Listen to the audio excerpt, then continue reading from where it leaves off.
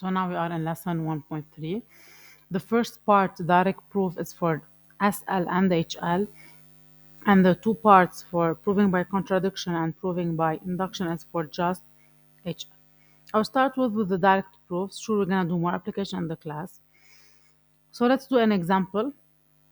So I have to do those three applications. I need to show that the sum of an odd and an even positive number is always odd. To be able to do an exercise like this, we need to um see, or we need to know how to represent the odd positive number and the even positive number. So an even positive integer can be written as 2x. So this is even because 2 times any number gives me an even number. And because it's positive, so x should belongs to that plus. I can write to a, to x, to y as you like. The odd number is all the time the even plus 1. So the sum, they said, I need to prove that the sum of an even and an odd number is all the time, they said here, odd. So I need to add 2x plus 2x plus 1. And if you add 2x plus 2x 1, it gives me 4x plus 1. 4x, it's an even number because it's 2 times 2x. So even plus 1 gives me an odd number. So it means that I proved the preceding question. Now B, the sum of two even numbers is always even. Also, I need to represent the two even numbers. They didn't mention two positive even, and I can take it positive. It's not a big deal. So if 2x is an even number and 2a is another even number, so the sum of 2x plus 2a gives me 2 factor of x plus a. So 2 times any number gives me an even number. So I proved that the sum of two even numbers gives me an even number. C, the question is, the sum of two odd numbers is always even. Okay. Two odd numbers. We said the two odd numbers. I can represent the two odd numbers as 2x minus 1 and 2x plus 1, or I can write 2x plus 1 and 2a minus 1. If I add those two odd numbers, I will get 4x. 4x, it's an even number. Or if I used different letters, the sum will be 2x plus 2a. It's 2 times x plus a, so also it's an even number. So I prove that the sum of two odd numbers is an even number. Now, question 2. Show that x plus a squared minus a over 2 squared is equal x squared plus ax. All the time when the question show that, I need to go this way. When it's really hard, you take the left side apart, you work with it, the right side apart, and then you compare the result. So I'll take the first part and I work with it. It's an identity. A plus b squared, it's a squared plus 2ab plus b squared, sorry. And the other one is minus a squared over 4. If I simplify, those two are 0, 2 over 2. I will have x squared plus ax, so the result is proved. This is the direct proof. Another one. For example, here, I need to prove that this part is equal to this part. Here you work the left side and then the right side. So I will develop the first one. It's an identity, and then I perform the operation, and I will get n squared plus 5n plus 12. The second part I will develop, and then I got the same answer, so it means that those two are equal. Now I'm done with the direct proof for SL and HL. We will do more application in the class, guys. Now I'm doing the contradiction and the induction. It's for just HL. What does it mean, contradiction? To prove by contradiction all the time, guys, you need to take the result, okay? And you need to prove to take its opposite and to try to prove if I take the opposite, does it give me the same result? What does it mean? So if I want to prove by contradiction that if n is odd, then n squared is also odd. So I will try to prove that. I will take the result. N squared is odd, so I will take n squared is even. If I could prove that if n squared is even, also n is odd, it means I did a contradiction and they are not right. But if I couldn't prove that when I take n squared even, n is odd, it means they are right and their this case is right.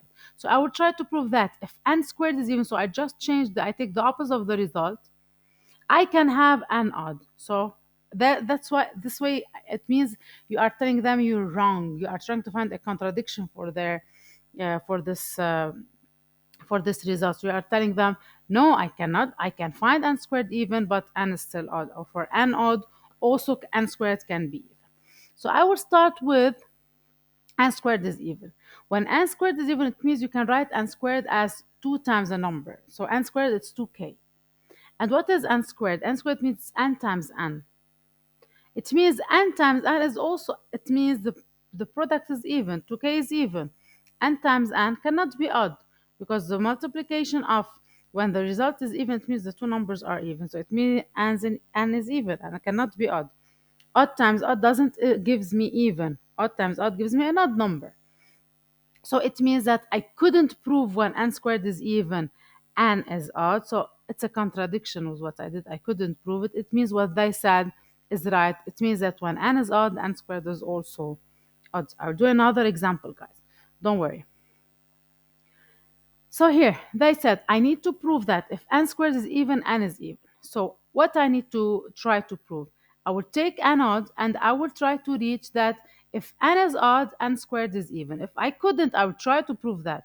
If I took n odd and I didn't reach n squared even, it means it's a contradiction and what they said is right, and it means that n squared even, it means n is even. So I will start with n odd. I know that means I can write it as 2a plus 1 or 2x plus 1. What's going to be n squared? It's 2a plus 1 squared. So if I develop, it will be a squared plus 2ab plus b squared. And then if I look at those two here, you factorize by 2, it means 2 times, let's say, big X plus 1. This is an even number. Plus 1 gives me odd. N odd gives me n squared odd. It didn't give me n squared even. So I didn't do a contradiction. I got a different result. It means couldn't prove n squared even. So contradiction, what does mean? That the given is right. So all the time the contradiction, you take the result, you take its opposite and you try to prove that the given is the same. If you could prove that for n, for example, odd here, n squared is even, it means you are telling them, guys, you are wrong, what you're doing is wrong. So it means you prove it by contradiction. You couldn't do it, it means what I said is right, and this way is proving by contradiction.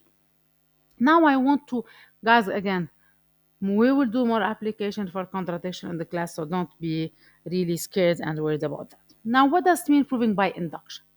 To prove by induction, I have 3 steps to do. First, I need to check if it's true for n is equal to 1.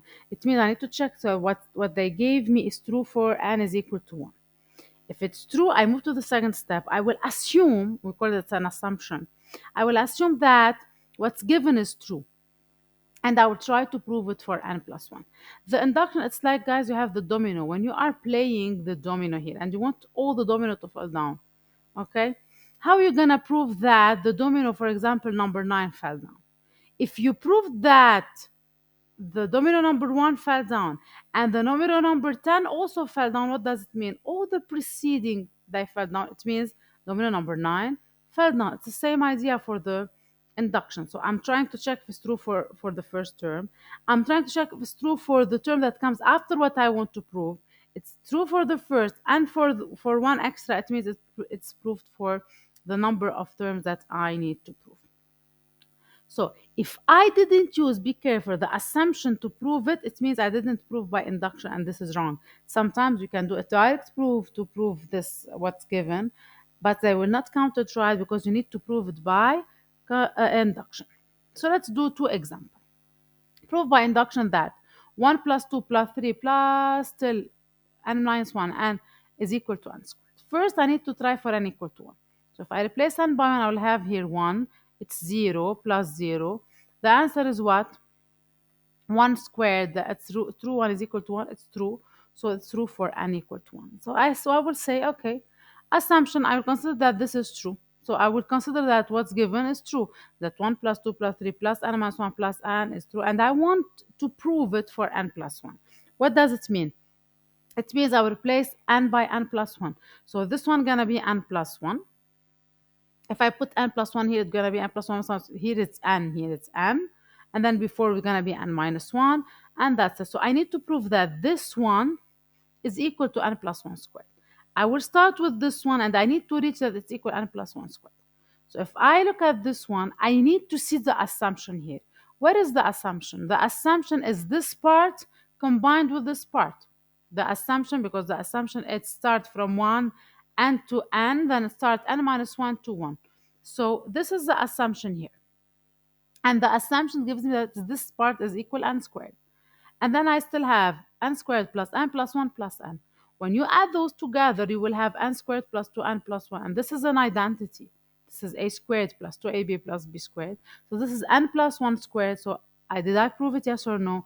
Yes. So I check that it's true for n, and I prove it for n plus 1. So it means that what's given is true. One more example for the induction, and we'll do more in the class. I need to prove by induction that 11 exponent n minus 6 is a multiple of 5. Okay, let's try it for n1. For n equal to 1, I will have 11 minus 6, it's 5. 5 is a multiple of 5, is true. Let's assume that 11n minus 6 is a multiple of 5. What does it mean 11n minus 6 is a multiple of 5? It means 11n minus 6 is equal 5 times something, 5a.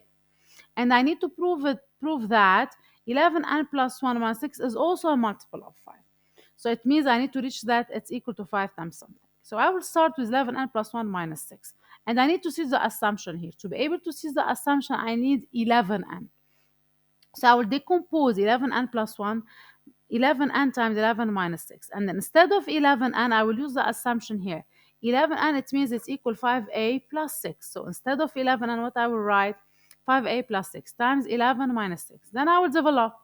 I have 55a plus 66 minus 6. So it's 55a plus 60. Can I factorize by 5 to show that it's a multiple of 5? Yes. It's 5 factor of 11a plus 12. So what does it mean? It means that 11n plus 1 minus 6 is a multiple of 5. What does it mean? It means that 11n minus 6 also is a multiple of 5. So rewatch the video again, and we will do more application in the class.